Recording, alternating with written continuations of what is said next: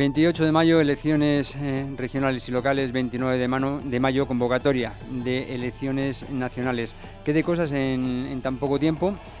No solo lo que pasó del 28 al 29, sino todas las consecuencias y toda la campaña que ha habido después. Consecuencias y campaña que vamos a analizar de la mano de Roberto Mangas, el director del Heraldo de Henares. Muy buenos días, Roberto, ¿qué tal? ¿Cómo estás? Buenos días, José Luis. Encantado de estar contigo y con todos tus oyentes una vez más. ¿Qué nos iba a decir en aquella noche electoral del 28 de mayo? Que al día siguiente vuelta a empezar, ¿no? Sí, bueno, no le quedaba otro remedio a Pedro Sánchez después de haber sufrido un varapalo tan tremendo el 28 de mayo en las elecciones municipales y autonómicas, donde quitando Castilla-La Mancha y Asturias lo perdió todo el poder autonómico absolutamente, perdió casi la mayoría de las grandes capitales de toda España y de los grandes municipios, entre ellos Guadalajara, y tenía que hacer un movimiento porque veía que los ciudadanos españoles querían un cambio político, querían acabar con 4 años de frentismo, 4 años de polarización generada desde el poder político, enfrentando a los españoles entre buenos y malos, y aquello lo entendió bien Sánchez y sus asesores, hicieron un movimiento político estratégico, no tanto por beneficio de los españoles, sino por beneficio de mantenerse él en el cargo, y como con las elecciones del 23 de julio, con el resultado que todos sabemos. Bueno, vamos a llegar a ese resultado, pero vamos a ir de modo cronológico, ¿no? Los resultados de mayo fueron los que fueron y a partir de ahí no es que termine el tema de las elecciones regionales y locales, sino que empiezan otros muchos temas a nivel local y regional, que es de lo que vamos a hablar. Vamos primero con el tema, un tema que ha dado bastante que hablar, de los pactos del Partido Popular y Vox aquí en Guadalajara. Sí, bueno, más que que hablar los pactos del PP y Vox en Guadalajara, que para eso en la capital, que era el principal, luego estaban otros ayuntamientos como Torrejón o como El Casar, ¿no? Pues se ha llevado con absoluta discreción, por unas negociaciones tranquilas, pacíficas, sin aspavientos. Desde luego, conociendo a naguarinos, no esperábamos otra cosa. Y los pactos se han firmado bien. En ese sentido, pues con una serie de puntos, con unos acuerdos, unos se cumplirán, otros no. Ya sabemos cómo son los pactos políticos, que se mete de todo con objeto de llamar la atención y luego 4 años dan para sí lo que dan y el dinero sobre todo. Entonces los pactos no es lo que más dado que hablar, aunque desde el equipo de Alberto Rojo, el anterior alcalde, se ha intentado deslegitimar de todas maneras el triunfo del centro derecha y todavía no se ha asumido, no hay más que ver sus comunicados, sus declaraciones, todavía no se ha asumido la derrota. Lo que sí ha dado muchísimo que hablar ha sido la división de uno de los dos firmantes de esos pactos, que es Vox, en Guadalajara, por un conflicto interno motivado por lo de la designación de los diputados provinciales. Metieron la pata en Vox provincial cuando anunciaron que iban a ser unas personas para las pocas horas de decir si iban a ser otras. Claro, las personas que iban anunciadas en un principio pues se enfadaron, montaron como un movimiento alternativo que culminó con las declaraciones en exclusiva y en primicia al Heraldo de Henares de Eva Enche, que era la número 5 de la lista de votos en el Ayuntamiento de Guadalajara. Sabemos que sacaron 4 concejales y tras la dimisión de la número 4, Sagrario, ella anunció que se iba a ir al grupo de los no adscritos en protesta por la mala gestión que había hecho la dirección provincial, entre ellos Javier Toquero del Ayuntamiento de Guadalajara, respecto de los diputados provinciales. Claro, todo esto se ponía en solfa, fue una oportunidad aprovechada por los medios de propaganda de la izquierda, de provinciales y de este país, para decir que podría haber moción de censura en Guadalajara un mes después de haberse firmado el pacto entre PP y Vox, por si una concejal de Vox se iba con el PSOE o con la izquierda. Y al final nos resultó que esta concejal rompió todos sus compromisos, sus principios, sus palabras de que se iba a ir a los no adscritos, aceptó un sueldo mayor y tomó posesión como concejal de Vox en el Ayuntamiento de Guadalajara. Hay varias teorías de por qué ha hecho esto. Lo que está claro es que es una crisis interna muy fuerte, la que todavía está larvada en Vox Guadalajara, y que esta mujer, que es de Guadalajara de toda la vida, le va a costar trabajo convencer a los ciudadanos de Guadalajara de que ha hecho lo correcto después de decir que iba a hacer otra cosa.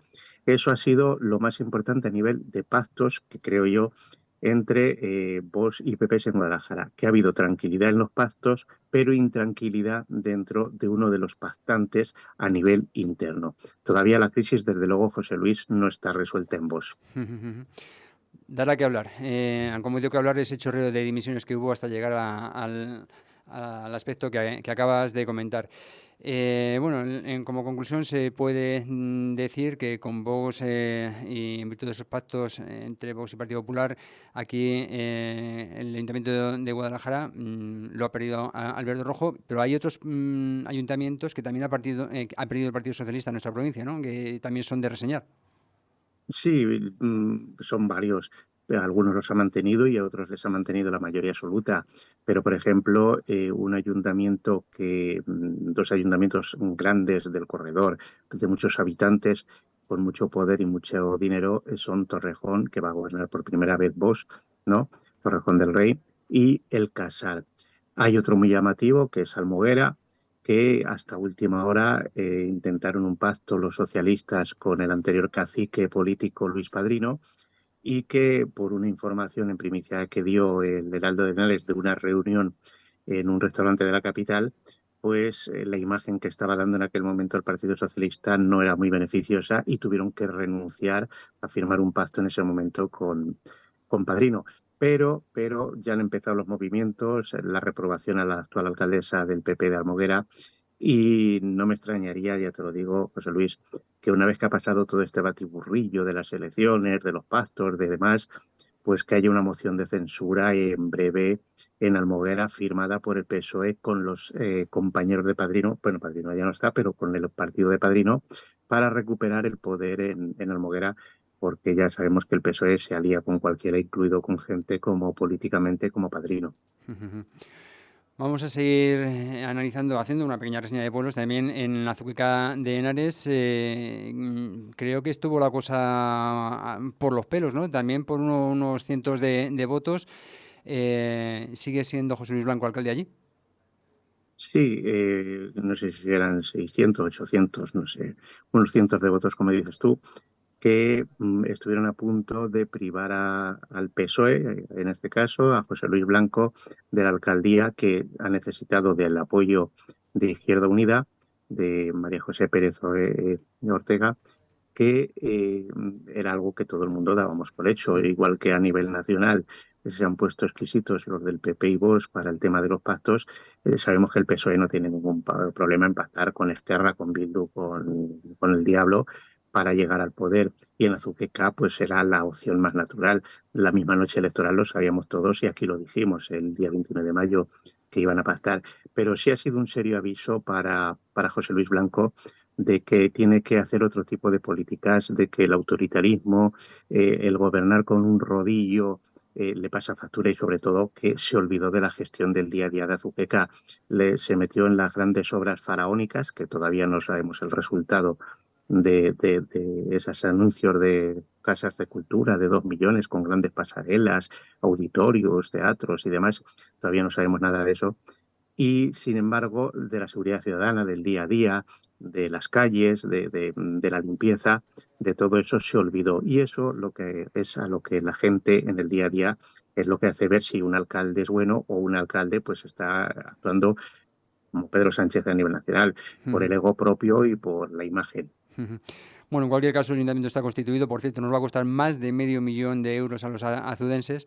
Y a ver qué pasa si realmente José Luis Blanco coge el mensaje que se le ha enviado desde las urnas, perdiendo esa mayoría absoluta, teniendo que pactar con Izquierda Unida y por su parte el PP ganando unos cuantos, creo que ganaron cuatro, me parece, cuatro concejalías, De tres, cuatro, de tres a siete. cuatro efectivamente, muy bien. Por cierto, hablando también de lo que van a costar los sueldos, también has hecho mención en el Heraldo de Linares de lo que van a costar, por ejemplo, en lugares como Lleves, ¿no?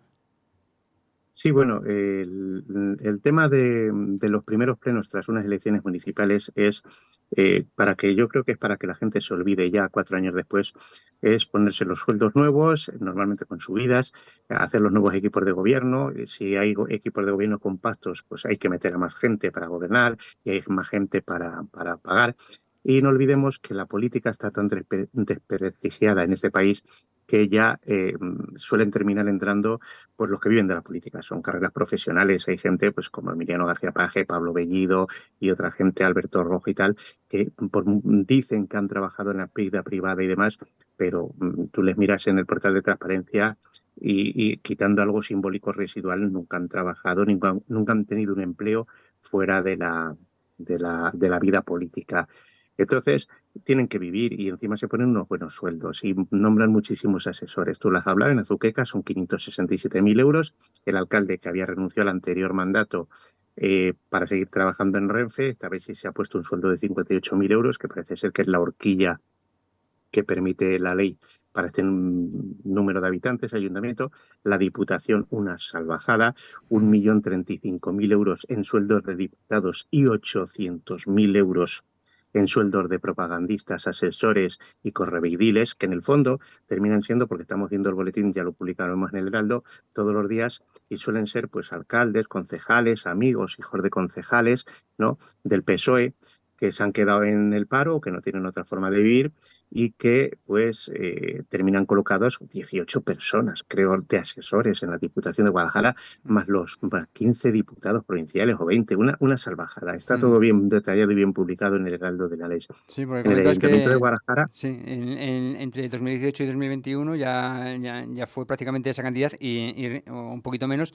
Y repetimos, pero estos cargos de asesores, estos no son cargos electos, son cargos que, digamos, designan los propios políticos. sí, sí, como dice precisamente la ley, lo permite así, son cargos de libre designación, cargos de confianza. Pero yo entendería que para hacer un bien a la sociedad, si tienes la delegación de sanidad, por ejemplo, o de educación, pues voy a contratar a un profesor o a un médico para que me asesore. No, es que resulta que tú ves el currículum vitae de todos los asesores, algunos cobrando 50 y 60.000 euros al año, y es que no han pasado del graduado escolar algunos, o sea, de los estudios O sea, obligatorios. el ¿Entiendes? criterio, el criterio para elegir es el criterio personal de quien elige, ¿no? Efectivamente, es decir, tú eres un empresario, pongamos el presidente de la Diputación, el alcalde de Guadalajara, el alcalde de Azuqueca, automáticamente se convierten en empresarios que con dinero público contratan como si tuvieran una obra privada, ¿no? Tú eres un constructor y dices, voy a contratar 10 albañiles, este y este. Normalmente el constructor además contrata a los 10 mejores albañiles que conoce para sacar mejor obras y que les contraten más obras.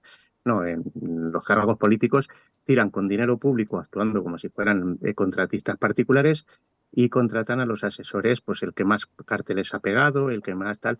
Y luego hay cosas que llaman mucho la atención y es que dices, bueno, si es que los mismos propagandistas que tenían en el partido ahora están cobrando como asesores en la Diputación o en el Ayuntamiento. ¿Esto qué significa? Pues que van a seguir trabajando para el partido, pero con un sueldo de público.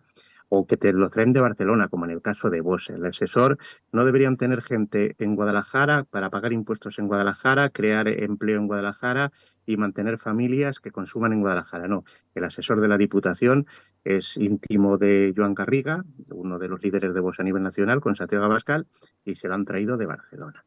En la Diputación, el señor Vega Pérez se ha traído medio Mondéjar, concejales, hijos de concejales, nietos de Ujú. asesores, y así sucesivamente. Acuérdate el escándalo que se montó en el Ayuntamiento de Guadalajara, porque Javier Toquero nombró, no es que quisiera, es que lo nombró con sueldo de 60.000 euros al año a su propio hermano como asesor. Dice, claro, es que es un cargo de confianza, más confianza que en mi hermano. Sí, pero leche, que hace 4 años criticabais que el PP, que el PSOE y Ciudadanos hicieron lo mismo con Pérez Borda.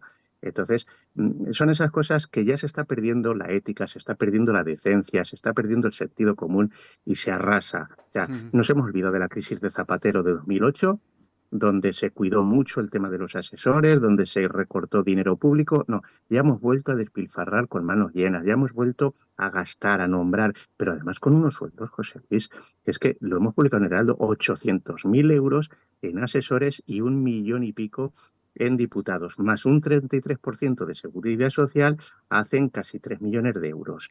Multiplicado por 4 años que duran los mandatos, son 10, 12 millones de euros en impuestos que lo primero que van es a pagar esos sueldos, no a arreglar carreteras ni...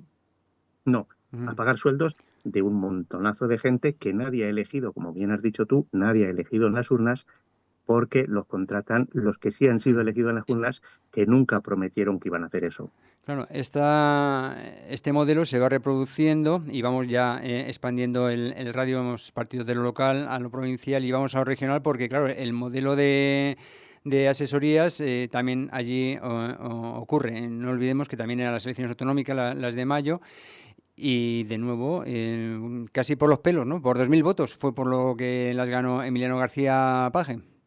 Sí, que fíjate, si se hubiera dado el resultado en las autonómicas, que se dio luego un mes después en las generales, un mes y medio después en las generales, hubiera tenido mayoría absoluta el centro derecha, porque al contrario de lo que pasa en otros puntos, en Castilla-La Mancha ganó el PP y Vox en las 5 provincias. Entonces, en las autonómicas de mayo, por apenas 2.000 votos, que pongamos que son de centro derecha, que se fueron al cubo de la basura en Ciudad Real, votando a Ciudadanos cuando ya era un partido cadáver, ¿no? Entonces, gracias a eso y a la ley electoral DON y demás, pues Paje va a repetir 4 años más para mantener a la región en el furgón de cola de economía, de empleo, de creación de puestos de trabajo, digamos, solventes, no de logística y de mala cualificación y mal pagados, que es lo único que hay en Castilla-La Mancha, sin mirarnos en el espejo de Madrid, que es el motor económico y de empleo de España, con las listas de espera sanitarias de Castilla-La Mancha, las peores, no dicho por mí, dicho por el Ministerio de Sanidad, entre las 3 peores de España, con unas listas de espera de hasta un año, año y medio para cierto tipo de operaciones. El otro día me comentaba una familia de Villanueva de la Torre que al final pues les habían citado para operarlos por la privada porque la sanidad pública castellano-manchega no dan abasto. Entonces, en el Heraldo hemos Vamos, publicado que los numerosos casos asesores de estos. no asesoran bien siquiera, ¿no? Porque visto los resultados a nivel económico, a nivel otro tipo de consejerías, asesores no faltan, pero soluciones sí. No, si es que además en el Ayuntamiento de Guadalajara, en el PSOE, eso sí cuidan a los suyos. No ha quedado ninguno de los que se han podido quedar en paro por haber perdido el Ayuntamiento de Guadalajara, todos se los han ido recolocando de un lado a otro. Mm. Entonces, que luego saben de sanidad, ¿qué van a saber de sanidad? No saben, si lo único que hacen es colocarlos, pueden tener a personajes, yo qué sé, como Eusebio Robles, que te van de delegado del gobierno, te van de diputación y de ahora te van de director general de estrategia y desarrollo. Yo no sé cómo es el título que le han puesto ahora en la Junta de Castilla-La Mancha para colocar a Escudero, que ha perdido la consejería en la delegación de la Junta en Guadalajara. Al final, todo el mundo sabemos que esos cargos de asesorías, esos cargos de libre designación, para colocar a gente del partido y que van a asesorar. Para eso están los funcionarios, para eso están los técnicos profesionales, la gente que se ha ganado el puesto, un puesto tras un año, dos, tres de dura oposición con cientos de miles de personas, lo veíamos el otro día en la televisión, ¿no? Que cada vez que hay unas oposiciones para funcionarios hay cientos de miles de personas para luego ganar 1.000 y pico euros, ¿no? Que esos son luego los que terminan haciendo el trabajo que supuestamente hacen el asesoramiento los que ganan 60.000 euros al año. Ujú. Cuando la gente dice, es que los funcionarios públicos son 3 millones. No, no, mire usted, son 2 millones y pico y el resto son todos enchufados, asesores, contratados, gente que no ha pasado por ningún filtro, ninguna oposición, más que el de pegar carteles en la noche electoral con el jefe y estar a su servicio. Y Ujú. luego se le paga con dinero público. Claro, no resulta de ser no deja de ser paradójico, ¿no? Que para trabajar no sé, en la oficina, en la gestión de un ministerio tienes que sacar una oposición, pero para ser el ministro no tienes que sacar ni una oposición ni asesor tampoco. O sea, es como si le hubiéramos dado la vuelta a, a todo, vamos. En fin, bueno, seguimos ampliando, ya sí que vamos a las nacionales porque no nos las podemos dejar en el tintero y ya tenemos que ir finalizando en la entrevista. Decías hace un momento que que si el resultado de las nacionales hubiera sido el mismo que en las regionales, ahora estaría Paco Núñez presidiendo la Junta de Comunidades. Los que no entendemos mucho de análisis político, ¿por qué con un mes de diferencia pasa esto? Que en las regionales saque mayoría el PSOE y que en las nacionales saque mayoría el Partido Popular. No sé, si como que no hay tiempo para... O no lo sé, por eso te pido que nos lo aclares. Sí, bueno, se ha dado los dos casos, las dos paradojas. En las autonómicas y municipales, Pedro Sánchez y el PSOE perdieron absolutamente casi todo el poder en España y, sin embargo, en las generales, aún perdiendo, me hace mucha gracia cuando Alberto Rojo llama a Guarinos la perdedora, pero nunca le he escuchado dirigirse a Pedro Sánchez decirle el perdedor. Todo lo contrario, dicen que han ganado las elecciones porque ya dan por hecho que van a gobernar pues con Bildu, con Esquerra, con todo lo peor político que hay con Junts, incluso con toda la escoria política que hay en este país, ¿no? Entonces, el análisis que se puede hacer es muy diferente. Primero, parece ser que en las autonómicas de mayo y municipales se quiso dar un voto de castigo por el tema de Pedro Sánchez. Pero, sin embargo, la estrategia del PSOE funcionó mejor para julio con el tema del miedo a la extrema derecha. En Castilla-La Mancha ocurrió lo contrario. En Castilla-La Mancha había sensación y ganas de cambio, no hay más que ver en los resultados voto a voto. Pero por 2.000 votos que estamos hablando de Ciudad Real, repitió Pagé.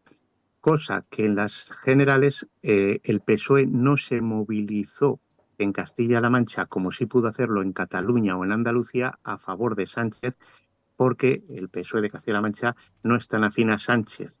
Entonces, esa falta de movilización del PSOE, tú no tenías más que ver las notas de prensa de Rojo un día en un pueblecito y otro en otro, pero sin relevancia, sin importancia. Vinieron 2 o 3 ministros de segundo nivel, tampoco les hicieron campaña publicitaria a las visitas, solo post visitas. No hubo un movimiento entregado a favor de Sánchez en Castilla-La Mancha por parte del PSOE castellano-manchego. Y sí hubo un movimiento muy grande del centro derecha en Castilla-La Mancha, porque es uno de los bastiones que tradicionalmente en generales sí que se moviliza a favor del centro derecha. Aunque luego en unas municipales, por ejemplo, hay municipios donde gana el PSOE en las municipales o en las autonómicas y luego en las generales gana el PP. Entonces, ocurrió ese movimiento. Se movilizó muy bien el PSOE en algunas comunidades, no en Castilla-La Mancha. Se pasó el miedo de Bildu a la extrema derecha y dio como resultado que en regiones como Castilla-La Mancha, donde el PSOE no se movilizó, perdió votos. El resultado es el que todos sabemos, mientras estamos a la espera de a ver qué pasa después del verano, cuando haya que conformar un gobierno de la nación con las mimbres que estamos viendo todos los días en la televisión y con las mimbres que acabas de comentar. Roberto, vamos a ir finalizando, pero no quiero preguntarte una cosilla ya, aparte de todos estos temas que hemos tratado, de todo este análisis político de las dos citas electorales, y es que antes de ayer, leíamos la noticia de que el Tribunal de Cuentas denuncia que el Ayuntamiento de Guadalajara realiza un sobrecoste de la tasa de basuras en 2021. Remitíamos a nuestros oyentes al Heraldo de Linares para ver el completo análisis que hiciste del tema, pero si me lo puedes resumir en un par de minutillos, te lo agradecería y con esto ya finalizamos. Vamos a intentar ser breves. Las tasas, hay varios tipos de precios públicos, impuestos, tasas, ¿no? Y entonces el impuesto, por ejemplo, tú puedes recaudar 1.000.000 de euros y dedicarlos a lo que te dé la gana para pagar los gastos del ayuntamiento, ¿vale? Eso es un impuesto.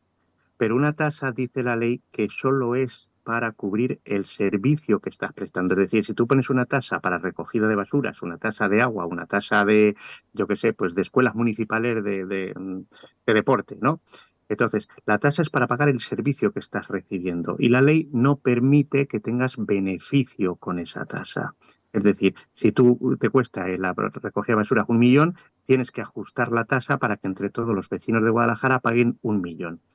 Lo que no puede ser es que al final de año hayas cobrado 1.900.000 euros, o 2.900.000 o 3 millones, lo que sea. Si ocurre porque has calculado mal los vecinos que hay o lo que iban a pagar, no pasa nada. Al año siguiente haces una bonificación del 10, 15, 20%, todos los vecinos pagan menos y se ajusta lo que han pagado todos a lo que vale la tasa, vale la recogida de basuras.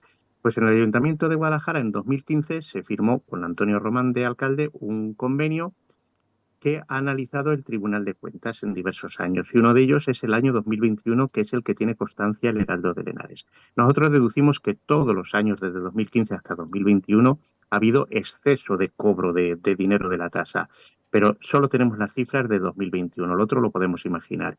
Y en el año 2021, según el Tribunal de Cuentas, el exceso del cobro a los vecinos de Guadalajara para la tasa de basuras fue de 900.000 euros. Pues bien, el problema está en que al año siguiente ni al siguiente se ha hecho una bonificación. El equipo de gobierno de Alberto Rojo, al contrario, en el 2023 nos ha subido un 17% la tasa de basuras a todos los ciudadanos de Guadalajara. Hay mentes mal pensadas que dicen que ese 17% y esos 900.000 euros era para pagar sueldos políticos y asesores. Yo me lo termino creyendo, porque con tantos gastos que generan los ayuntamientos para comprar votos, estoy seguro que sacan incluso donde la ley no permite. No sé si el resumen ha quedado Sí, claro. creo que sí, que una tasa es para pagar exclusivamente el coste de un servicio y aquí no se ha hecho así, tal como describes en el Heraldo de Henares, en este completo reportaje y tal como de hecho ha dicho ni más ni menos que el Tribunal de Cuentas. No es tan complicado de entender, pero sobre todo queda flotando la pregunta, entonces, ¿y dónde ha ido todo ese dinero? Pero creo que también nos has dado la respuesta, en cierto modo. Muchísimas gracias, Roberto Mangas, por este análisis que nos has realizado sobre tantos temas que han pasado en tan poco tiempo. Y nada, ya te emplazo a que sigamos hablando ya después del verano. Pasa un feliz tiempo, me consta que estás de vacaciones, disfrútalo y seguimos hablando, ¿de acuerdo? Muchas gracias, José Luis. Es un placer siempre estar aquí con vosotros. Y para después del verano intentaremos que no haya muchas noticias que analizar en el mes de agosto y que sea tranquilo.